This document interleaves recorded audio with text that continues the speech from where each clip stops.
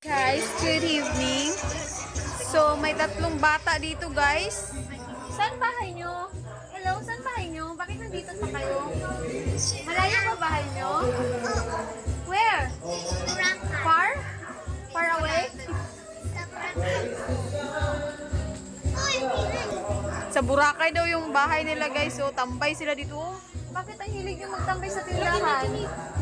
Guys, nagtambay sila sa tindahan, guys. Ito yung baryo namin, guys. Nasa baryo kami, guys. Baryo. Mga obedient masyado yung mga kapitbahay ko, guys. So, tignan nyo. Yan, nakapila yung mga sasakyan. Guys, ang daming sasakyan ng mga kapitbahay ko.